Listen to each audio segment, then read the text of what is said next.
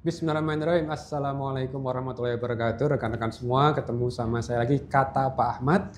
Saya sekarang berada di Laboratorium Kecerdasan Buatan atau Artificial Intelligence Universitas Yarsi. Saya itu juga dosen di Yarsi. Nah, bersama dosen Yarsi, ada Utomonya juga, seperti saya. Saya Ahmad Utomo, kalau ini rekan saya, Pak Chandra Utomo. Betul ya, Pak Chandra Utomo? Singkatannya apa nih, Pak Chandra Utomo?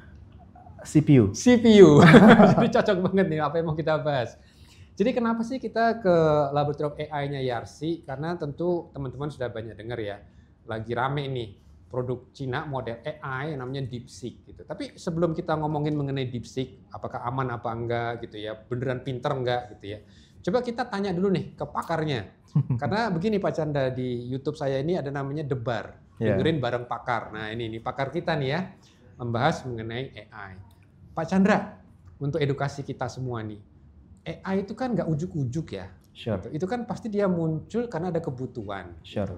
Ini manusia yang mestinya udah cerdas, ngapain dia ngembangin kecerdasan buatan gitu. Nah, gimana tuh ceritanya, Pak? Ya, terima kasih Pak Ahmad. Jadi kita sebagai manusia, kita ingin selalu berkembang. Yes. Kita ingin selalu hidup yang lebih mudah, yang lebih efisien, yang lebih maju. Kalau kita tarik sedikit aja ke belakang ya, jadi dulu itu manusia itu awalnya kan berburu ya, berpindah-pindah. Terus akhirnya menemukan cara untuk hidup yang lebih baik dengan bercocok tanam gitu ya. Masuklah era agraria. Setelah itu mereka mencari cara supaya bisa lebih otomatis melakukan pekerjaan-pekerjaan fisik. Masuklah ke era industrialisasi. Jadi diciptakan mesin-mesin.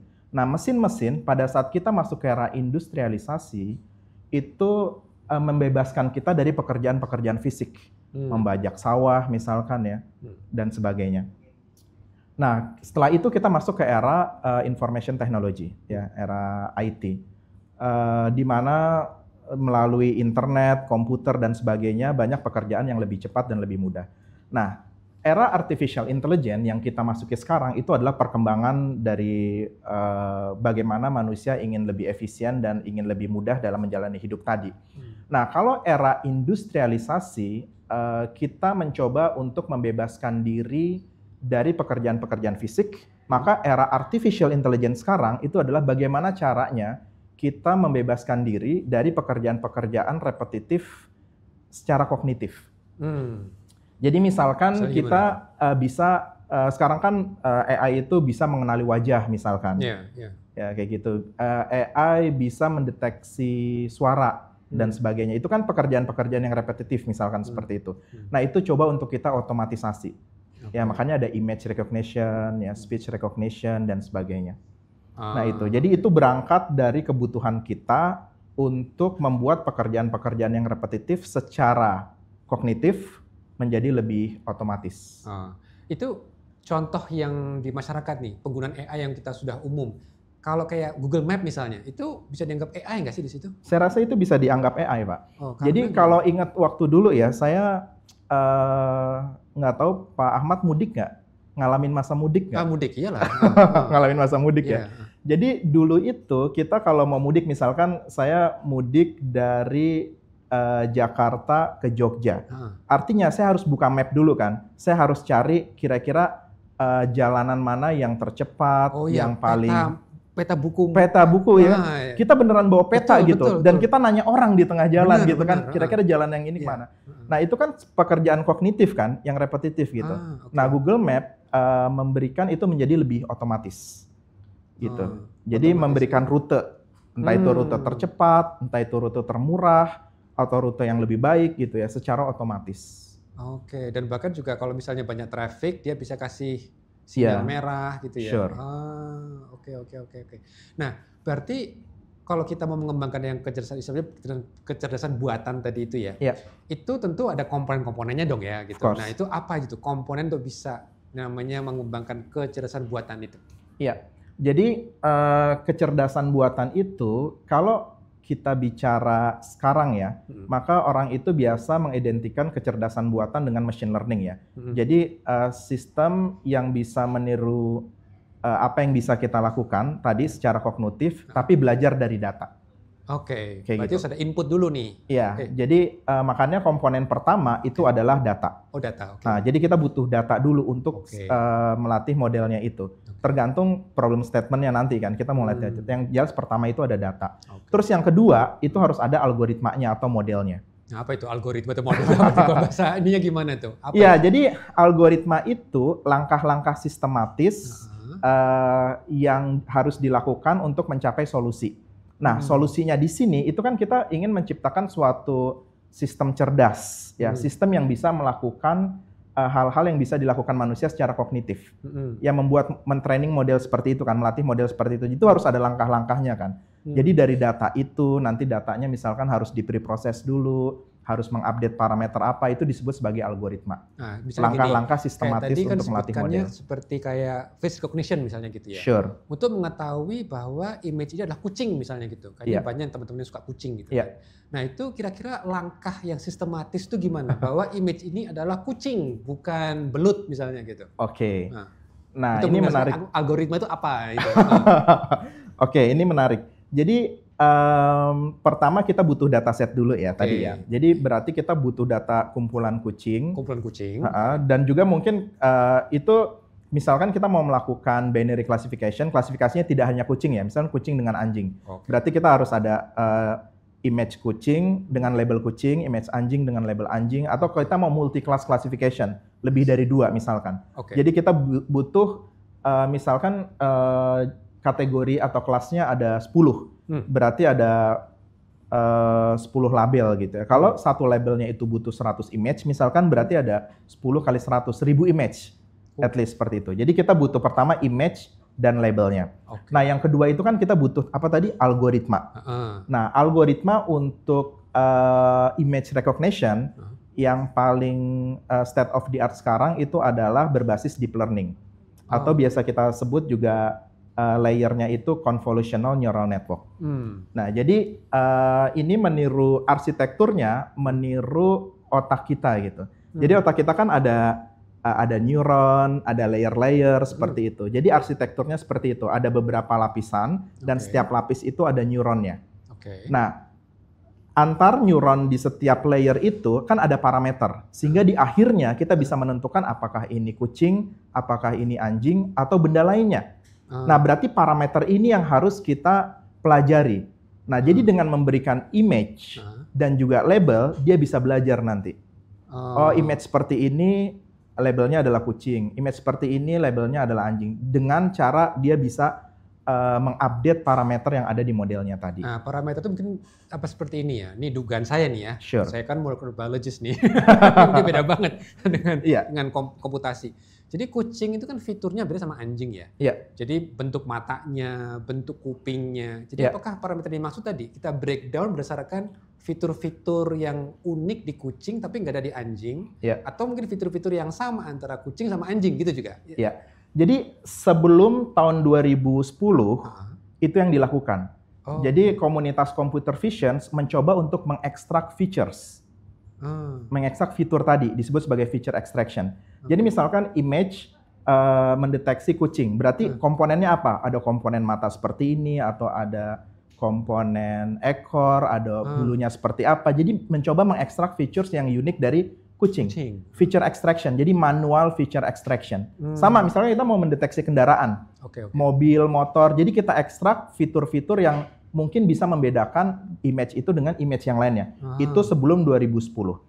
Nah, tapi setelah tahun 2010, di mana image itu makin banyak, computational resources juga makin murah, lalu akhirnya kita tidak perlu melakukan manual feature extraction seperti itu. Berikan saja data mentahnya.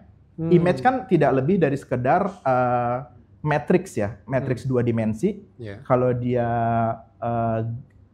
black and white, atau kalau misalkan dia RGB berwarna itu 2 dimensi tapi ada 3 lapis. Jadi cuma matrix berisi angka-angka yang informasi warna di situ. Jadi data mentah itu kita masukkan ke dalam model deep learning tadi, dan model tadi bisa langsung mengekstrak sendiri fitur mana yang penting untuk mendeteksi objek tersebut. Berarti sejauh ini kita perlu tadi datanya dulu. Oke, pertama data. Lalu algoritmanya. Algoritma.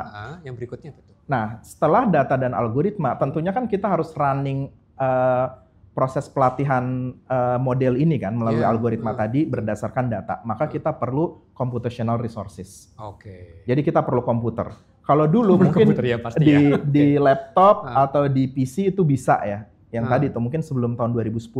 Tapi sekarang dengan data yang semakin besar gitu kan, model juga yang semakin besar juga, maka kita butuh workstation AI, butuh cloud atau bahkan butuh superkomputer. Gitu. Jadi itu komponen yang ketiga, computational resources. Nah, komponen yang keempat kita butuh problem statement. Jadi mau tanya apa gitu? Mau tanya apa? Kita mau bikin model apa gitu kan? Itu yang harus didefinisiin duluan. Ya, lebih dulu. Jadi misalkan kita jadi ini menarik nih. Jadi sebetulnya asking a good question itu skill juga berarti ya? Skill. Makanya kebanyakan project-project kita, nanti mungkin akan kita bahas lebih lanjut ya, itu bermula dari problem statement yang menarik gitu kan. Yang menjual, yang dibutuhkan.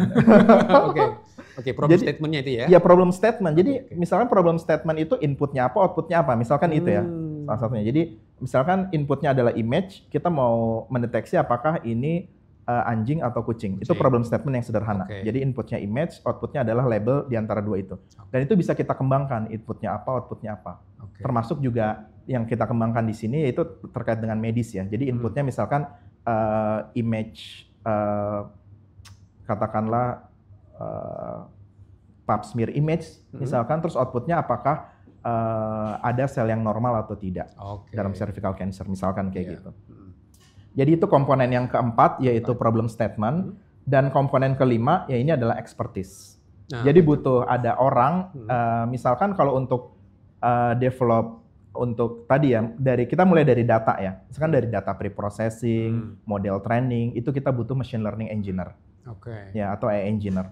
Terus kalau misalkan kita mau bikin model atau aplikasi yang bermanfaat, tentu kita butuh domain expert juga. Jadi sebenarnya aplikasi apa yang nanti akan bermanfaat gitu bagi banyak orang. Kayak gitu. Jadi expert baik dari segi teknikalnya, seperti machine learning engineer atau scientist-nya, dan juga dari segi domain expertnya. Jadi emang nggak bisa independen ya, masih perlu orang berarti maksudnya. Of course. Jadi istilahnya kalau nanti kita diganti sama AI itu nggak benar juga. Berarti tetap ada manusianya juga. Ada manusia. Manusia yang menentukan AI ini bisa ngapain. Dan mungkin membatasi AI juga ya. Ini yang mungkin nggak boleh dibahas misalnya gitu ya. Betul, betul. Iya. Oke, apa lagi? Udah itu aja. Ya, jadi ada 5 itu ya. 5 itu komponen utamanya di situ ya. Oke.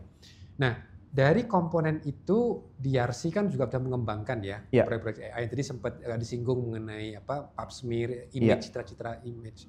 Bisa diceritakan nggak selama ini di prodi teknologi informasi DRC ini AI, apalagi kita udah punya lab nih, lab AI ya, udah canggih nih, dari Pak Rektor sudah dimodalin dari yayasan.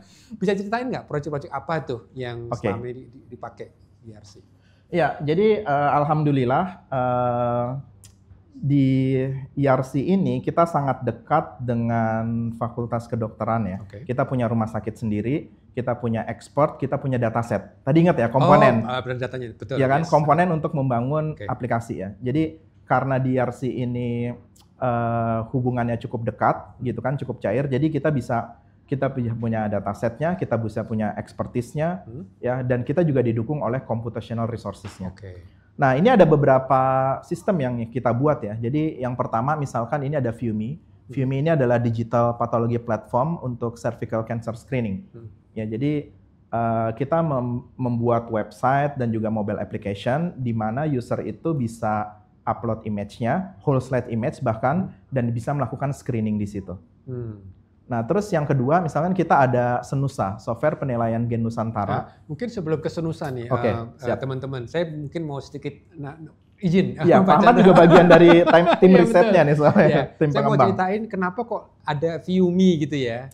Jadi tadi kan ingat teman-teman ada yang namanya problem statement. Nah, jadi apa sih problem statementnya, kenapa ada ViewMe? Jadi gini, kanker serviks itu kan kanker pada wanita ya, di organ serviks lah gitu. Nah, yang jadi pertanyaan adalah gimana caranya nih ketika dokter ngelihat sampel ya dari serviks itu, itu mana tampilan yang sel normal, mana yang tidak normal. Jadi kalau misalnya nih wanita diambil sampelnya ya, servisnya, itu dilihat sama patolog tuh, patolog. Nah, patolog itu harus men-scanning ya dengan mata ya. Dengan mata itu ribuan sel itu yang dia harus lihat gitu kan. Dan mungkin waktunya cukup lama gitu. Itu mana sih kira-kira sel yang bermasalah gitu. Nah, waktu itu kita pikir, jadi problem statement-nya adalah kalau misalnya image tadi itu kita capture gitu ya. Lalu bisa nggak komputer ini kita train dengan AI tadi itu untuk mendeteksi mana yang normal, mana yang tidak, itu ya kalau nggak salah awalnya seperti itu. Dan gimana itu ceritanya Pak? Iya, kebetulan waktu itu kita lagi makan di Darmais ya, rumah sakit Darmais. Saat kita mau ada meeting dan sambil nunggu meeting kita ketemu problem statement itu sangat menarik sekali. Jadi berarti problem statementnya itu kalau dalam AI itu disebut sebagai object detection. Jadi inputnya adalah image dan di image itu di dalam satu image yang menjadi input tadi ada begitu banyak objek. Dalam hal ini objeknya adalah sel. Betul. Ya kan sel, dan di setiap sel, di setiap objek yang kita deteksi tadi kita lakukan klasifikasi. Ini kelasnya normal atau abnormal untuk binary classification ya. Bisa juga multi class classification ya.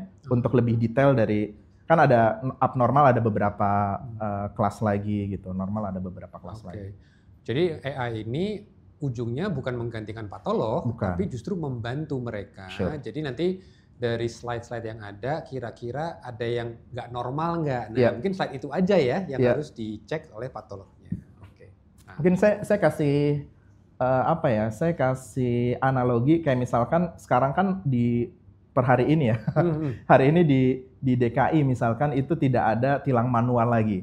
Sekarang adanya tilang elektronik kan. Nah, berarti dia ada kamera dan setiap kamera itu dia akan men-screening lalu lintas yang ada di situ. Jadi misalkan bisa dideteksi kan. Nanti misalkan ada pelanggaran tidak pakai helm, tidak pakai sabuk, pakai handphone dan segala macam. Biasanya dulu kan itu dilakukan manual. Tapi sekarang ada kamera dan kamera itu langsung ke command center-nya. Ya, Korlantas Polri dan bisa dideteksi. Dan yang polisi itu berarti nggak perlu di jalan lagi untuk melihat dan melakukan tindakan di jalan, tapi cukup memverifikasi aja. Oh bener nih, dia nggak pakai helm. Oh bener nih, dia nggak pakai sabuk. Terus nanti tinggal dikirimin surat cinta aja gitu kan, surat tilang. Nah kira-kira seperti itulah idenya gitu kan di sini. Jadi kita melakukan screening, nanti tetap patolog yang akan memverifikasi. Oh bener ini, tidak normal dan sebagainya. Jadi langsung diagnosisnya bisa lebih akurat, bisa lebih cepat. Dan juga mungkin lebih masif ya harapannya.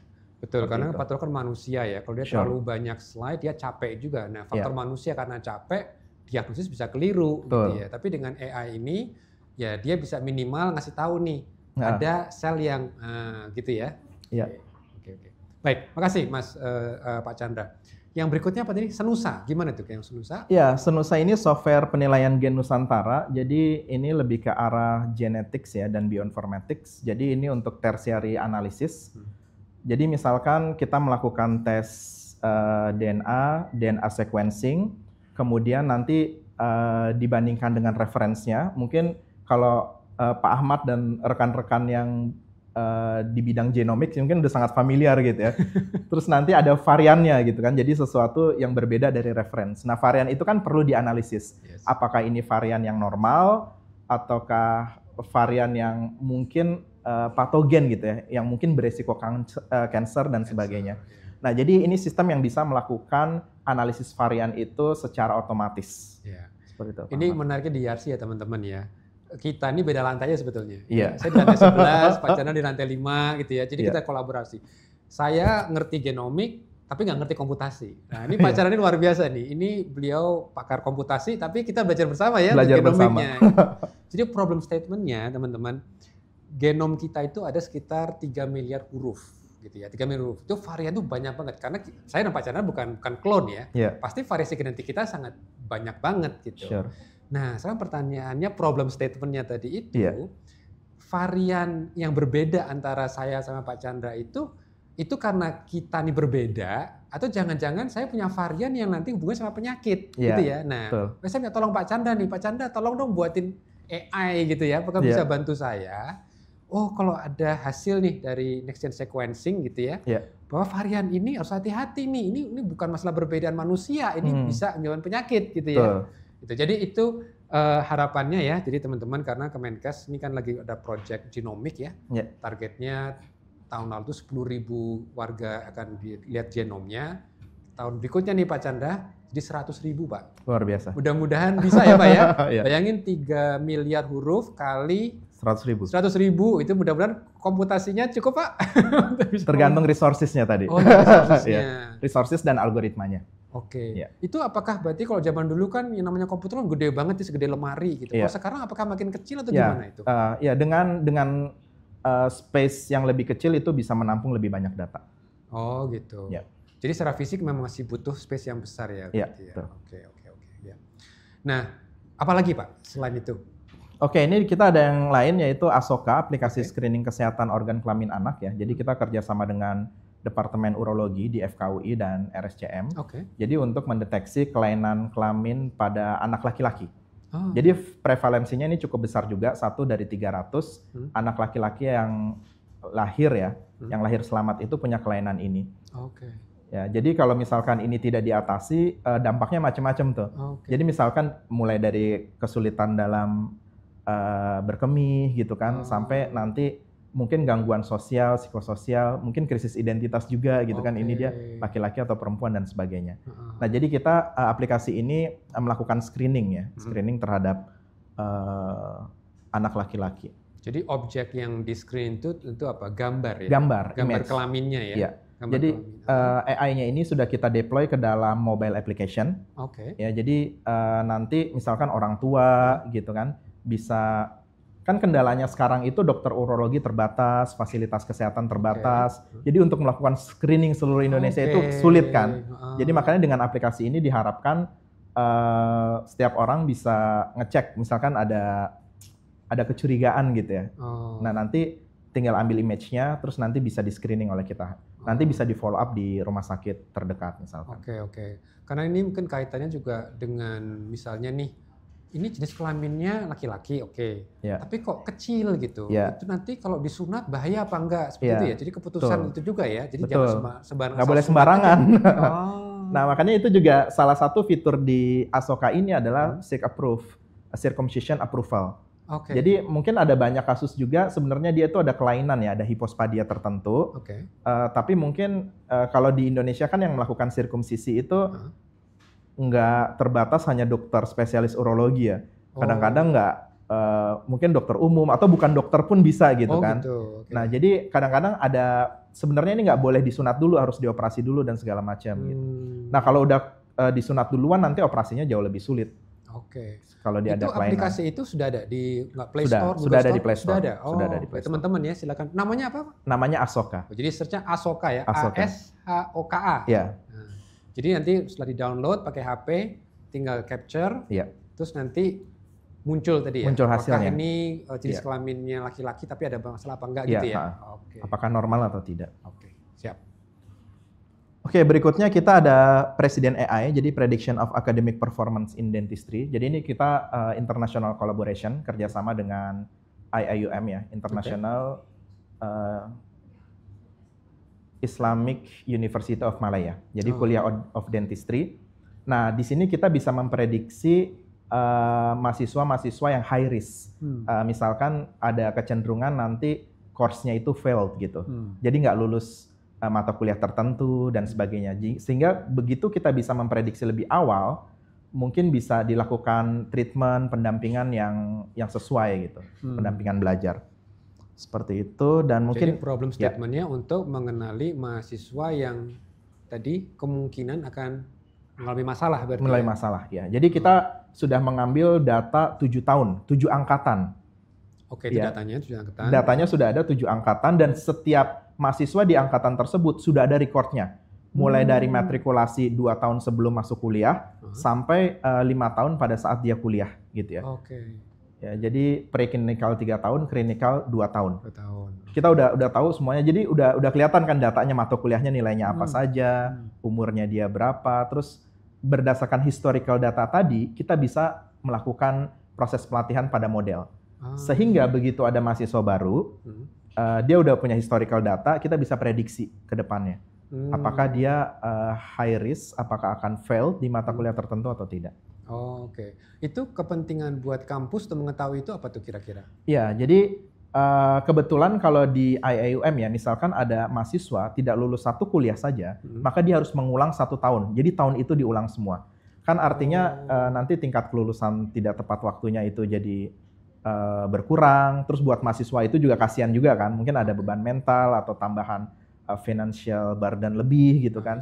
Jadi ketika itu bisa diprediksi lebih awal, harapannya pihak kampus itu bisa melakukan pendampingan. Ya, sehingga jadi mereka udah scanning, udah petakan, kira-kira dari 100 mahasiswa yang mana nih yang mungkin perlu tambahan pendampingan ya, tambahan tutor atau bagaimana gitu ya. Ya, seperti itu. Oke. Jadi lagi berikutnya? Ya, ini yang kita ada banyak ya, cuma mungkin ini terakhir yang kita banyak ini nggak apa-apa. Tapi ini highlightnya ya. Highlightnya aja. Jadi kita ada Prima, Personalized Real-Time ICU Monitoring and Assistance. Nah, kalau ini di ICU. Jadi misalkan kalau pasien ICU kita tahu dia banyak di record signals-nya kan, ada heart rate, oxygen saturation, respiratory rate dan segala macam.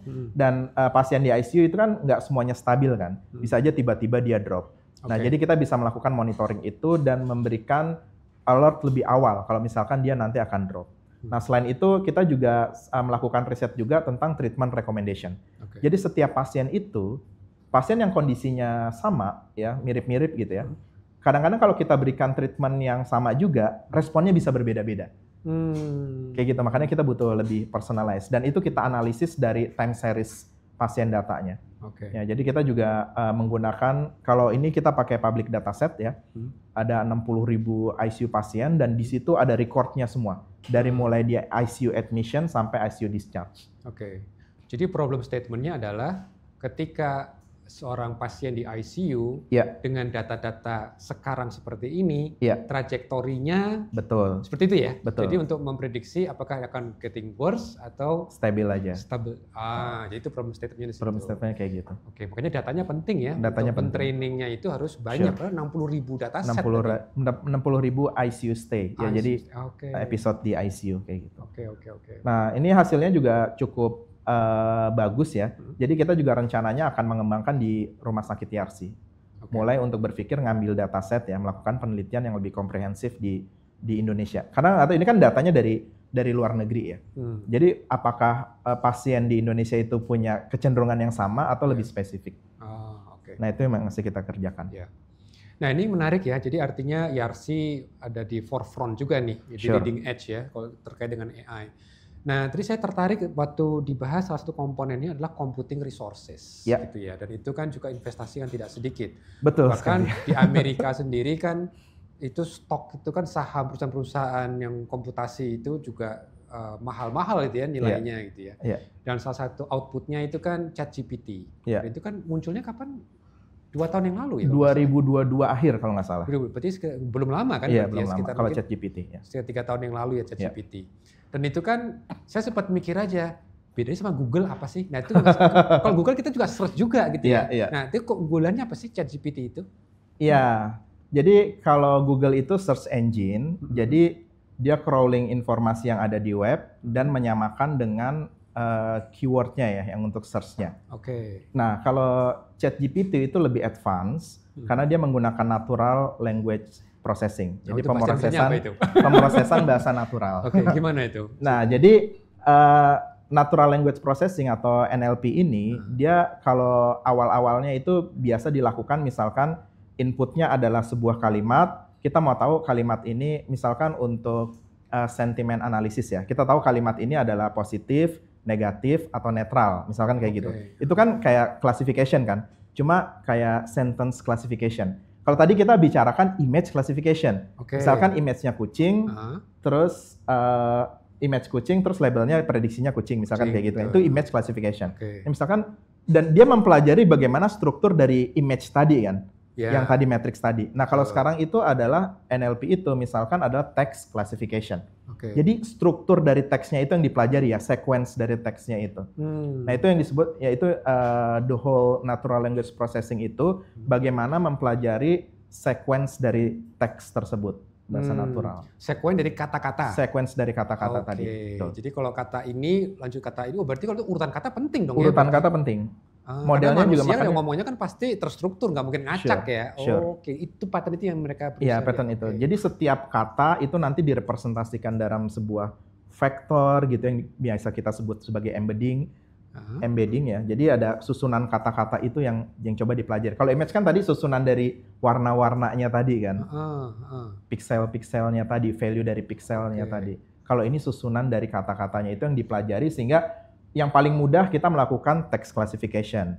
Nah, terus bisa juga kayak name entity recognition. Jadi misalkan ada teks, kita bisa tagging nih. Oh, ini nama orang, oh ini nama tempat, oh ini nama apa. Nah, sekarang lebih canggih lagi. Jadi ketika kita memberikan sebuah query atau yang biasa kita sebut sebagai prompt, dia bisa melakukan reasoning di situ dan menjawab itu. Jadi inputnya adalah prompt, dia udah ada modelnya, dan outputnya adalah sequence of word tadi, atau yang biasa kita sebut sebagai token ya. Mungkin lebih cocok token. Bukan kompleks. Kalau zaman kita dulu kan googling aja gitu. Googling aja. Jadi googling itu kan kita misalnya mau tahu berapa banyak penyakit di Jakarta, misalnya penyakit jantung di Jakarta. Nah, nanti Google akan menampilkan tuh data-data di Jakarta gitu ya.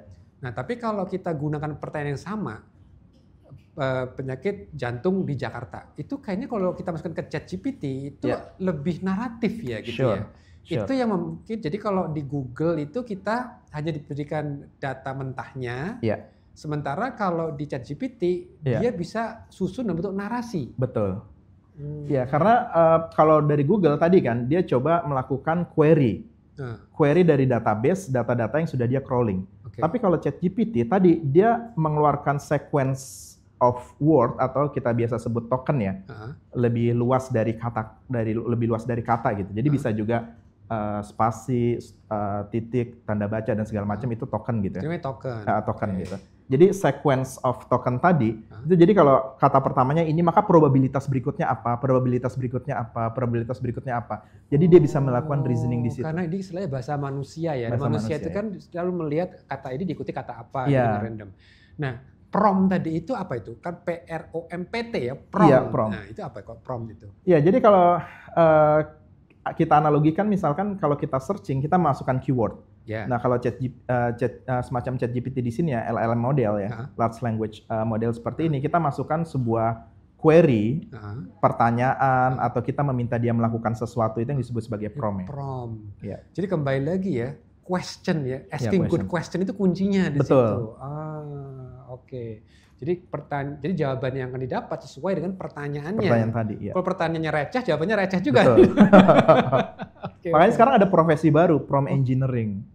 Oh gitu. Jadi untuk bertanya untuk bertanya itu ada skillnya. Ada skillnya ya. Ya, ada skill chain of thoughts misalnya dan sebagainya.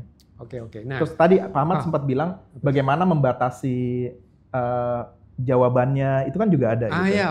Jadi prompt engineering itu satu skill yang dibutuhkan sekarang. Ada tekniknya sendiri itu. Ya, nah ini yang sempat jadi rame beberapa waktu yang lalu kan muncul tuh. Jadi selama ini kita seakan-akan kayak tersihir gitu ya. Pokoknya udah bahas AI itu pasti investasi bakal mahal gitu kan. Computing resource-nya bakal jadi luar biasa gitu ya. Tapi itu beberapa waktu yang lalu kan muncul tuh DeepSeek gitu kan. Nah, kabarnya itu yang bisa membuat saham-saham jadi turun segala macam dari Nvidia gitu. Nah, saya tuh lagi mikir gini. Cina itu kan terkenal dengan copy paste gitu kan. Dia produk-produk imitasi sehingga bisa lebih murah gitu ya. Nah, tapi apakah memang cuma itu atau ada sesuatu yang lain di balik DeepSeek itu yang saya juga nggak pikirnya gini.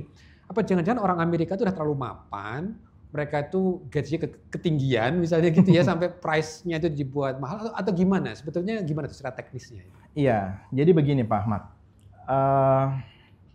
Yang menarik dari DeepSeek, pertama, dia modelnya itu lebih efisien.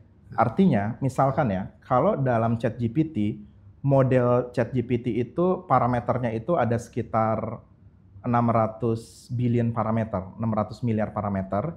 Di DeepSeek itu hanya 6 billion parameter, 6 miliar parameter. Jadi seper-100-nya. Algoritmanya atau bukan? Iya. Oh, algoritmanya? Algoritmanya. Jadi tadi kan algoritma digunakan untuk melatih model. Nah, model itu tadi kan misalkan modelnya berbasis neural network yang ada layernya, terus ada parameter kan yang setiap layernya. Nah, itu yang dilatih kan. Model ChatGPT itu sampai 600 miliar parameter modelnya. Sedangkan DeepSeek bisa membuat hanya dengan 6 miliar parameter. Ya, jadi subset dari itu, tapi dia melatih model itu sedemikian rupa sehingga punya kapabilitas yang sama, kemampuan reasoning yang sama, bahkan lebih bagus. Ya, kita melihat di papernya itu untuk beberapa tes itu dia lebih bagus. Ya, jadi dia mengkombinasikan algoritma-algoritma seperti reinforcement learning, gitu ya. Jadi memberikan feedback dari respon yang diberikan seperti itu. Jadi itu pertama, modelnya itu lebih efisien dari segi size modelnya, jumlah parameter modelnya, kemampuan. Juga berarti kan biaya yang dibutuhkan untuk proses trainingnya lebih murah. Karena lebih kecil tadi. Karena lebih kecil tadi. 1/100-nya ya? 1/100, mungkin kita bisa bilang 1/100-nya. Terus yang kedua, untuk beberapa tes dia lebih bagus. Itu yang dia klaim di papernya itu kan. Ya, jadi lebih bagus. Artinya apa? Kita nggak perlu membutuhkan, kita nggak bergantung itu dengan computational resources. Tadinya kan, kita butuh computational resources yang besar untuk menghasilkan model yang bagus. Otomatis demand-nya makin tinggi, sahamnya makin naik, harga GPU-nya makin tinggi kayak gitu kan. Ternyata DeepSeek membuktikan bahwa kita punya alternatif lain loh. Ketika kita bisa menciptakan solusi yang lebih efisien, algoritma yang lebih cerdas, membangun model yang lebih simple seperti itu, ternyata kita bisa menghemat computational resources. Jadi tadi ya, modelnya lebih efisien, computational cost-nya lebih kecil, dan untuk beberapa tes dia lebih bagus. Performance-nya lebih bagus. Nah, makanya itu kan yang surprising gitu. Nah, itu bisa terjadi ya, kalau di komunitas AI, memang ini yang berbeda mungkin dari komunitas lainnya ya. Kita mencoba untuk mendemokratisasi seluas-luasnya. Jadi kalau paper-paper di top conference atau top jurnal AI, itu harus algoritmanya harus clear, source code-nya juga harus diberikan. Algoritmanya terbuka, bahkan source code-nya juga harus terbuka. Dan dataset yang digunakan untuk melatih dan mengevaluasi model juga harus terbuka. Jadi nggak boleh secret. Nggak boleh secret. Ini apa istilahnya trade secret saya itu nggak boleh, harus ditampilkan. Kalau di komunitas riset artificial intelligence seperti itu, yang top jurnal dan top conference-nya ya. Karena kan kita harus ngecek kan, hasilnya itu harus reproducible, kayak gitu. Nah, makanya ketika orang sudah publish suatu metode itu lebih baik, maka orang tinggal membangun di atas itu, gitu. Jadi tidak ada istilah mencuri model sebenarnya, karena modelnya udah ada seperti itu. Algoritmanya udah ada. Dan nggak tepat juga kalau mengatakan mereka hanya copy paste juga nggak tepat. Mereka pasti ada inovasi-inovasi yang very very smart di situ. Dan itu nggak kepikir oleh komunitas. Atau mereka mungkin ada pakem, mestinya impossible nih gitu kalau di... Iya, saya yakin beberapa peneliti mungkin di US juga ada yang ke arah sana ya. Tapi kalau di AI itu biasanya pertama ya siapa yang berpikir lebih cerdas atau siapa yang berpikir lebih dulu. Mungkin dia menemukan cara itu lebih dulu. Iya. Kayak gitu. Cuma masalah waktunya dia masalah waktu aja, siapa yang duluan. Dan kepepet tadi itu ya. Iya, mungkin karena didukung itu ada ada kebutuhan yang lebih mendesak untuk menciptakan itu ya misalkan. Bisa juga, itu menjadi faktor pendukung juga. Oke. Nah, yang berikutnya nih, kalau kan fenomena dari ya tadi ya, makin efisien segala macam gitu. Walaupun waktu saya pakai DeepSeek kemarin, kok agak lemot ya. Tapi itu nggak ada hubungan sama performance sebetulnya. Ya, efisien dari sisi training modelnya. Kalau untuk service beda lagi. Kalau service kan urutan nanti berapa orang yang pakai service itu di hosting di server mana gitu. Kan kita bicara training modelnya tadi kan. Ya, kayak misalkan kita beli mobil apa yang bagus misalkan kayak gitu. Ini murah tapi dipakai di jalan raya kok macet ya, makanya di Jakarta misalkan kayak gitu. Jadi beda untuk pelatihan model dan pemakaian model. Itu dua hal yang berbeda. Oke. Jadi mungkin karena sekarang orang lagi pengen tahu seperti apa sih DeepSeek gitu ya, nyobain semua login trafficnya semua, lagi besar. Dia belum nyiapin server sebesar itu misalkan. Nggak nyangka juga ya ternyata juga. Orang jadi ini. Oke. Tapi itu memang unik ya karena dia open source, orang semua bisa pakai. Berarti kalau gitu di Indonesia pun juga anak-anak muda juga bisa menggunakan ini sebagai peluang juga. Kita belum ketinggalan jauh sebetulnya. Semua terbuka lebar. Semua terbuka. Ya? Jadi semua punya start yang sama. Karena ini algoritma yang terbaik, state of the art-nya di sini. Kita semua tahu berarti. Ini dan algoritma kita tahu nggak perlu komputasi yang gede. Atau gimana tuh? Ya tergantung, 6 juta dolar itu besar atau enggak buat kita. Kalau di Amerika dia baru ngeluncurin yang Trump dan kawan-kawan itu investasi $100 billion kan untuk pengembangan AI. Jadi 6 juta dolar itu receh mungkin. Cuma kan bagi kita, bagi misalnya universitas umumnya di Indonesia mungkin nggak punya dana sebesar itu karena kan kan. bandingannya $6 miliar sama $6 juta. Tapi buat kita $6 juta masih gede. Tapi kalau untuk ukuran industri atau misalkan negara yang komit untuk leading di situ, itu mungkin itu efisien sekali gitu kan, misalkan segitu. Oke. Atau ya mungkin bisa dipikirkan sharing ya mungkin kali ya. Jadi dipakai rame-rame misalnya seperti itu. Ya ini Pak Chandra, terkait dengan keamanan, jadi DeepSeek itu kan lagi rame juga bahwa DeepSeek itu ternyata mencuri data gitu. Bahkan juga viral tuh di WA itu kan ada seorang menunjukkan bahwa DeepSeek itu mengambil data pribadi dari HP. Nah kita kan khawatir ya, apalagi zaman sekarang kan ada mobile banking segala macam, data informasi pribadi gitu. Tapi saya agak ragu juga, apa jangan-jangan ChatGPT atau segala macam website itu melakukan hal yang sama gitu. Cuma ini penjelasannya gimana nih secara teknis?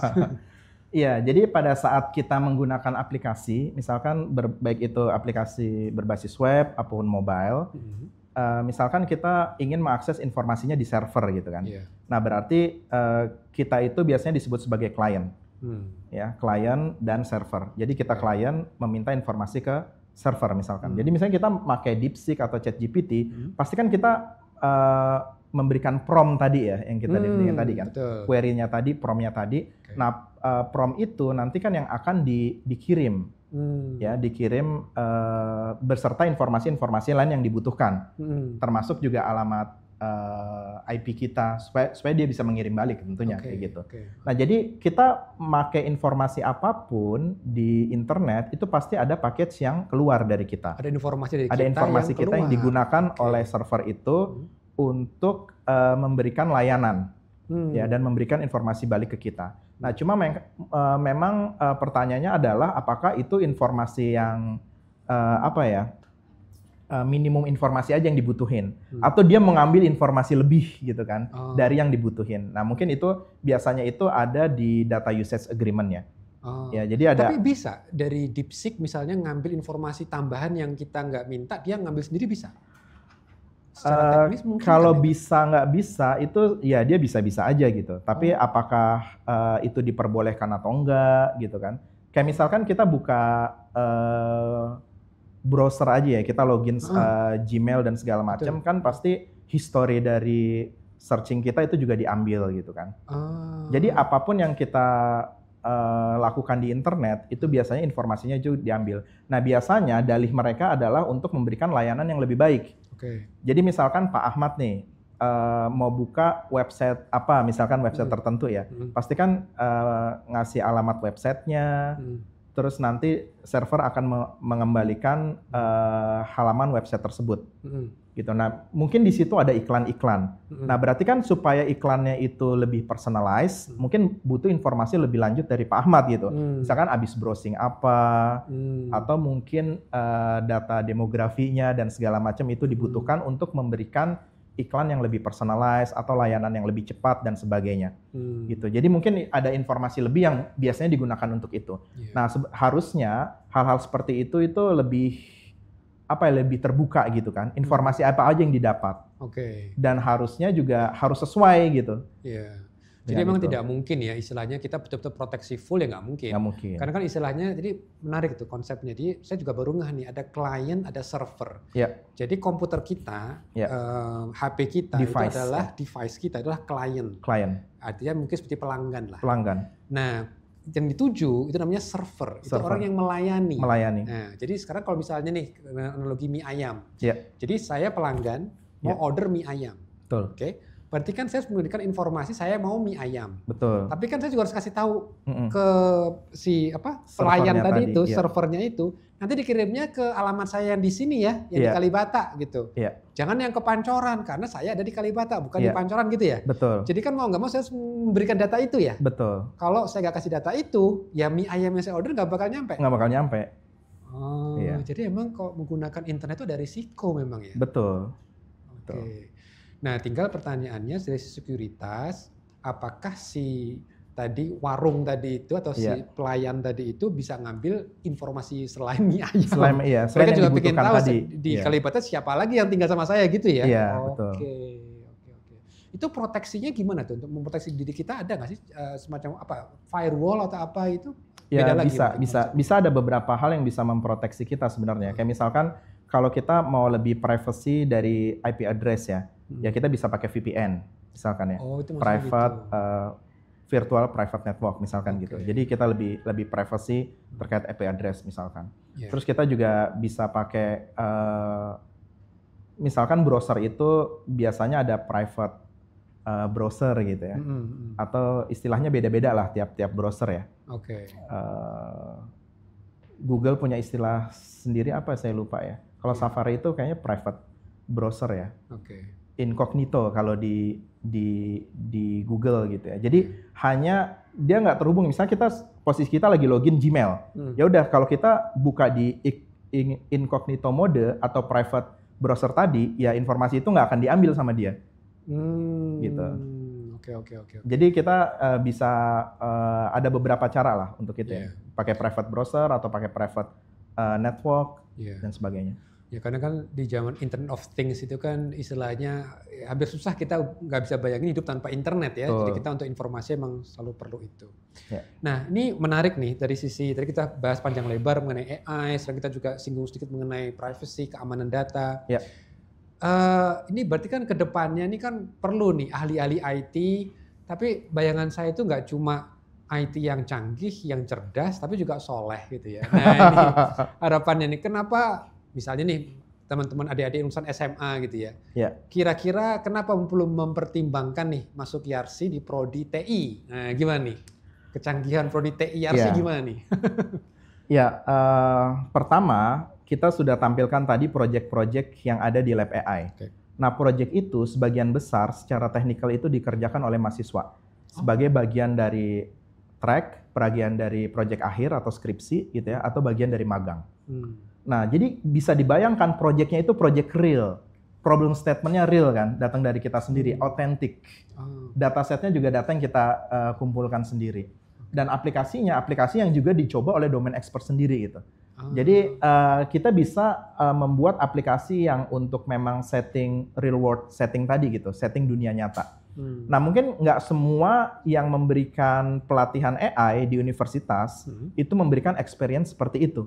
Bisa aja pakai data publik, terus juga dipakainya ya entah dipakai atau enggak aplikasinya gitu kan, applicability-nya tidak dipertimbangkan dan sebagainya.